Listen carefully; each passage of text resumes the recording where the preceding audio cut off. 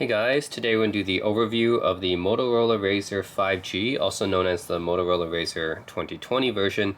This is the second iteration of the foldable Motorola Razr. That's using the flexible OLED display. I actually have the first generation as well. So yeah, this one I bought back in 2020. I thought it's pretty cool design. First of all, I've always liked the Motorola Razr design. It's a classic, iconic design, right? Going back to the mid-2000s when the Motorola Razr was really popular, and they decided to update it by using a flexible OLED display, which I thought was really cool. So yeah, the first generation here, this was released in 2019 originally, and I got this in 2020. The retail price for this was $1,500, believe it or not. I got this for $1,100 back in 2020. So yeah, now it's worth maybe like 200 bucks now. It really went down in value. Now this is the 5G version, which is the second version. And this came out 2020, I think for around the same price. Actually, no, I think it was a little bit cheaper, maybe 1,200. But anyways, I got this for 250 bucks in 2024. I mean, this Motorola Razrs just do not hold their value, do they? Yeah, I guess people, first of all, Motorola, like their phones that just do not have the same kind of brand cachet as they did before. People always go for Google Pixels or Samsungs or iPhones, right? So Motorola's are just like an afterthought now. Like people don't really even think about them. The Razr Fold, at least, I think got them some publicity, but I don't think they're popular phones. Even then, like people who use flip phones, they always use the Samsung Galaxy Flip. So that's the more popular one, the Z Flip, right? So people don't really use the Razr Folds that much. Anyways, you might be wondering, why did I get another one? So the issue with the first generation Razr Fold, and I actually really like the Razr Fold, the first generation actually.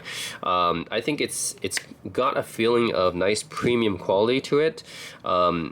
Like I don't exactly know the materials that they used here, but it's like a very solid material that they used to make this phone.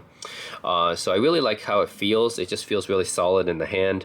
I really like the form factor, and the look is just very vintage and retro. Like it just reminds me of picking up an old school Razr from 2005, right? A V3 version. Has that fat chin right here. So it's got that retro look to it, and also it's got the second display here, which can actually be you can almost use this display for almost anything actually. So this is a much bigger display than what you would find on the Z Flip phones. So you can actually use this display for almost anything. Nowadays, you have the newer Razr Plus, but that has the entire display here, so you can always use it like as a mini phone basically. So I know the Razr Plus, like the entire here is all just in the display, but to me the new Razr Plus phones and the new Razr phones, they kind of just miss out on the first two generations. I think captured more about, especially the first generation, captured more of the retro design here. So I really do like this design of the first generation the most. I think it captures the feeling of the vintage Motorola Razr most. While adding in the new folding feature, right? So yeah, I actually really like this phone. The only issue is that it's eSIM only, and furthermore, the eSIM is locked to Verizon. So that makes it really difficult to use this phone outside of the US. So yeah, that's an issue. So when I travel with this phone outside of the US, I can't use it basically because it's eSIM only. There's no physical SIM card slot, and it's furthermore, it's locked to Verizon. So yeah, not really too much I can do with this phone outside of the US. And that's where the 5G version comes in, because the 5G can actually be unlocked and can be used with physical SIMs as well. So there's actually a physical card slot here in addition to an eSIM. So that's really the major reason. I know that could be a small reason to some people, but for me that's the main reason I went from this one to this one, is this one actually has a physical SIM in addition to the eSIM, and it's unlocked, whereas this one was eSIM only and it's locked. But I actually still like the design of the first generation better. So let's compare physically the differences, right? So yeah, the 5G version, and 5G obviously supports 5G, this one doesn't, but yeah, let's compare externally the differences. So you can see here that this one has more of a curved shape. So yeah, even the screen here is it just feels like it's more rounded and curved compared to this one, which is more like a rectangular shape, I guess, on the display. So I mean, I actually prefer this one better. It just has more of a vintage retro design. This one has a camera module right here, where this one has the flash right here, where this one has a flash to the side. The other sensors here are in different spots compared to this one. And this one notably has a fingerprint sensor right here down on the chin. This one doesn't have the fingerprint sensor here, and instead it has it on the back. So you can take a look at the back here. Yeah, so the backs are very different. The first generation has this textured back here. This one doesn't, this logo doesn't do anything, but it's nice to have. It's just a nice textured back here. Now this part is kind of plastic, I think. But the rest of the phone, I think, is very, very solid. It feels almost like metal. So the rest of the phone, this feels very solid, but this part here is like plastic. And it says made in India. Designed by Motorola, which is now owned by Lenovo, made in India. So yeah, the back, I actually like the textured back of the first generation. The second generation has a glass back here. Yeah, so it's a glass back. Doesn't say where it's made. And the fingerprint sensor is moved here instead. So no fingerprint sensor on the chin. Instead, you have it down here, which that's like a personal preference thing. I actually kind of liked it more on the chin, but that's a personal preference thing. But I do like the back on the first generation better. I feel like the textured back, yeah, I just prefer it a little bit more. It just feels better in the hand. The glass back, yeah, I mean, some people might like it more, but I personally don't like it as much. Another thing I noticed is that if you look at the side here, yeah, the hinge for the 5G has been reinforced and improved. It also means it juts out more. So if you look at here, yeah, you can see like there's a little screw here that pokes out, where that does not exist on the first generation. So yes, the 5G hinge is, you know, better and reinforced and more improved, but I wish they would they would cover up the screw or something, right? I don't like the fact that the screw is exposed. That's kind of annoying to me. The first generation doesn't have that exposed screw, so I actually like the first generation hinge better, even if it's not as durable. And then for the side controls, so that's also different, because on the first generation, left hand side you don't have anything, and the right hand side, that's where all the controls are. You have the power button right here, and then you have the volume rocker here. Whereas on the 5G version, the power button's on the left side, and then the volume rocker is on the right side here. The issue with this, though, is that when I'm using it, I tend to use my index finger for everything, whereas on the first generation, I can hit them all on my index finger. Yes, the power button is a little bit small. That's the issue with this one. The power button's a little bit small, but it is textured, so I can kind of hit it here. This one, it's like, okay, my index finger wants to hit a power button, but it's not there. So actually, when I open it up, especially, I had to kind of hit it with my thumb, and I'm just not used to that, right? I kind of am used to my index finger doing everything. So anyways, the placement of this power button on the other side, I'm not sure how I feel about that. And then at the bottom here, yeah, so here, pretty much, I would say it's similar. They both have a USB-C charging port. Difference, I mean, they both have a speaker here. It's just this one's covered by this grill thing. This is a physical SIM card here on the 5G. That's a notable difference, whereas first generation's eSIM only. I still prefer the look at the bottom of the first generation better. You can tell it's kind of curved off. On the 5G version, it kind of slants down and it curves off like this. Whereas on the first generation, it's just this, this more solid bottom right here. So no curve. It just feels more like a vintage Razr. Like this one, to me, the first generation, it looks closer to a vintage Motorola Razr than the second one does. This 5G, it's kind of its own device. Actually, maybe it looks more similar to the Razr 2 than it does the original Razr, but this one definitely looks closer to a V3 Razr. So I do like the design of the first generation better, to be honest. When you open it up, that's pretty much similar, I would say. Yeah, you open up, it's pretty similar, but you guys can see the sides, right, of the 5G, that just kind of juts out too much. Whereas on the first generation, it doesn't jut out too much, and it's not just the exposed screws, but the fact that it just juts out a little bit much from the center. It's noticeable here, right? You guys notice this is a lot bigger than this, so you can see this one's noticeably jutting out from the center. This one, first generation, does not. So anyways, yeah, that's some gripes I have about the design of the second generation, and actually all the future generations too. The first two generations, to be honest, are my favorite out of these folding devices. For Motorola, yeah, third generation and after, they went after the Samsung Z Flip, which is not one of my favorite designs. I don't like that design. The Z Flip designs just remind me of a pocket mirror. I know why girls like it, but for me, no, I preferred these two, especially the first generation design more. So there's a reason why I didn't go for the newer Motorola Razrs. I just went for these first two generation folds because I like the design better. Okay, otherwise, it's pretty similar functionality. You have smaller display up here. Actually, let me just pull up the specs here. Okay, so for the 5G version, the main display, once you unfold it, is a 6.2-inch 876 by 2142 resolution.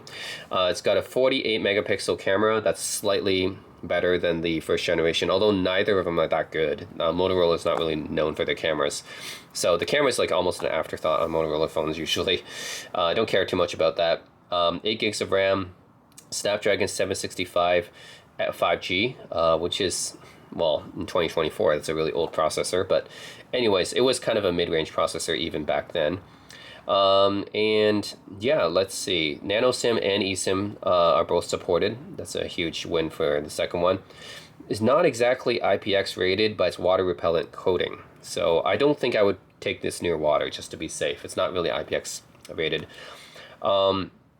The secondary display is a 2.7-inch 600 by 800, and it's upgradable to Android 11. Of course, it should be like upgraded to a newer version than the first generation. And 256 gigs. That's actually a pretty decent amount of storage. Yeah, it's pretty much it. Selfie camera is a 20 megapixel f2.2. I mean, geez, with these kind of foldable phones, why would you really want to use the selfie camera when you can actually just use the primary camera as your selfie camera? Speaker is just a mono speaker, I believe, just like the first one. 5.1 Bluetooth, and yeah, Wi-Fi 5 AC. Pretty much that's what you expect. This phone is from 2020, and even then it was kind of mid-rangey. So anyways, yeah, it is an upgrade over the first generation in terms of specs, though. So there's that. I just prefer the first generation design better. But otherwise, you have the same main display here. So this display will show you, well, your notifications and the time and everything. But it is bigger than a Samsung Z Flip display. And when you unlock it, so I have to unlock like this now. When you unlock it, you can actually do everything from this display, from the secondary display. So you don't even have to go into the main display. You can just do everything from this display, because you can actually use all your apps on the secondary display here. So any app you downloaded, you can just put on the secondary display and use it from there. What I mostly use this secondary display for is I can use it for a calculator if I want to do a quick calculation. Don't need to open up my phone. You can play like this game, Astro Odyssey, which is a very simple game that you can just play on the secondary display. It's similar to that game that you play on Chrome when your internet is done. Like when you don't have internet on Chrome, you open up the browser and the Chrome contains a built-in game that you can play like this. Very, very simple game. But yeah, it's just something that you can do on this display that's already built in. And Spotify, that's something I like to play music, right? So if I play this, I have a K-pop track playing, right? So this way, it's a pretty nice music player. I say out of for a modern phone, I think it's a pretty nice music player anyways. Actually, let's see, how come it stopped? Oh, here we go.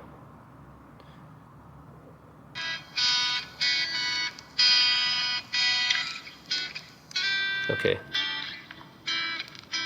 Yeah, okay, so yeah, there we go.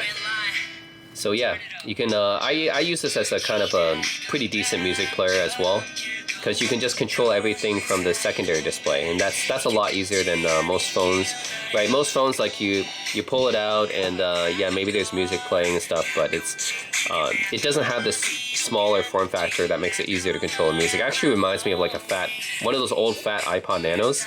Kind of reminds me of that. Just easier to control your music playback from here, from the smaller display. The speaker's not that great though, so definitely this is maximum volume. Yeah, speaker, because it's mono speaker, not that great. Yeah, so it's I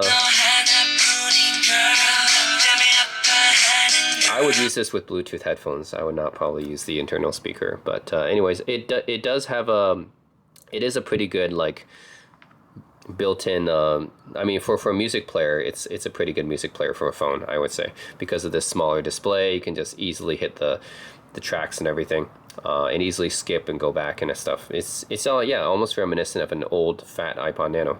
YouTube is another thing you can do on here. So yes, you can watch a full-fledged YouTube video on here. Let's watch Scott the Woz, for example. Hey y'all, Scott here. I'm in movies. You can tell by the fact you hate me now. Yep, you can the next big thing. totally just watch the video on the smaller display, no problem. TV out cables for the PSP so you can watch. It's nifty. It's kind of a novelty thing. But yeah, this secondary display, it's very generous. So it's a pretty big secondary display. So I do like the secondary display here. It's better than the Samsung Z Flip for sure. And then, of course, when you open it up, that's when you have the main display here. So still not used to this fingerprint sensor here. Okay, yeah, I'm used to the fingerprint sensor being down here because that's where the first generation had it. But anyways, yeah, you open it up. It's got this very tall vertical display now. Nothing else. I mean, like, Motorola doesn't really change the UI too much compared to like a stock Android. I mean, yeah, it's not exactly the same as a stock Android, but it doesn't change it too much. It just adds a bunch of like extra apps here, which is bloatware. But overall, the main reason why I got this phone is because, yeah, this has the ability to have physical SIM as well as being unlocked. So yeah, the first generation was Verizon locked eSIM only. So that was a huge limitation whenever I traveled with it. So nowadays, right, when I go abroad, it's just convenient to have eSIM.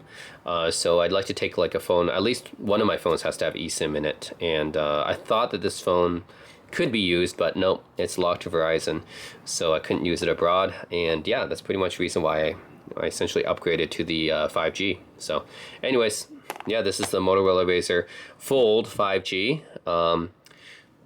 Yeah, I think it's okay. I mean, honestly, I still prefer the design of the first generation, and the build of the first generation seems to be better as well. I mean, just feels so solid in the hand.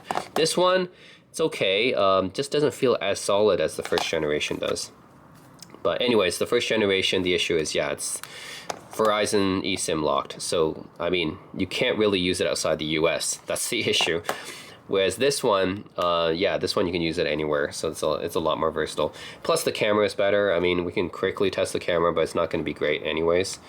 Okay, let's have our subject. Got a DJI drone right here. This goes quickly. Test this camera out here. It's not going to be great anyways. So it's a very basic camera app setting. I mean, actually you can use your external display to use as a viewfinder as well. So that's one of the benefits of having that external display. You can use that as a viewfinder. Yeah, it's the AI setting video. Save. Well, they have AI settings, huh? Anyways, let's see. These are different modes here: night vision, group selfie, group selfie. It's like a wide-angle selfie. Spot color panorama, pro, portrait, cinematograph, live filter, motion time-lapse, AR sticker. Okay. Well, let's go with the standard photo here. Of course, you can adjust flash, timer. Yeah, the flash and timer, I think, are the main other settings here. Yep, and let's just take a picture here. Take a look at it. Okay. Whoops, what happened to it? Here. Alright, as you guys can see, doesn't really capture too much of the detail of this drone here. Looks definitely blurry on this side, but even the stuff that's in focus is still kind of blurry. So, yeah, I would not use this as my main camera phone for sure. Only if I had to use this as a camera phone. But normally I would not use this as a camera phone. Yeah, I mean, the pictures are just not great. But yeah, it's Motorola. If you're buying this phone, you're not buying it for the camera. You're buying it because it's a cool looking device. And probably no one else has it. Likely, right? Because Motorola didn't really sell too many of these. I mean, for flip phones, Samsung pretty much just, for folding and flip phones, Samsung pretty much owns the market for that. So not many people have Motorola Razrs, but anyways, for me, I want to be a little bit different. Plus, I like the fact that it's an homage to a vintage design. So anyways, that's a Motorola Fold 5G. Yeah. Honestly, still prefer the first generation, but at least this one I can use it outside the US. So that's the main benefit. And it still kind of has the Motorola, you know, Razr DNA inside of it. Yeah, but I still think the first one has the most DNA. I mean, this one, yeah, man. Just love the textured back, and then you have the wider kind of bottom here. Yeah, that just feels like more of a, and plus you don't have the sides don't shut out like they do on the 5G. Yeah, I just prefer the first generation better. But anyways, and also the fingerprint sensor. I'm just used to a fingerprint sensor being on the chin. I think that's a better design than actually being on the back. But that's just me, personal preference. Yeah, anyways, that's it guys. Motorola Razr 5G from 2020. It's now 4 years old since this phone came out. So it's an old phone, but I got it because it's still cool to have it. Not many people have this phone. So, and you can get it for only 250 bucks. Huge savings actually, because they went down in price a lot. If you go for any kind of Motorola Razr phone, nobody's buying them, so they're trying to get rid of them pretty at a pretty low price, like fire sale prices basically.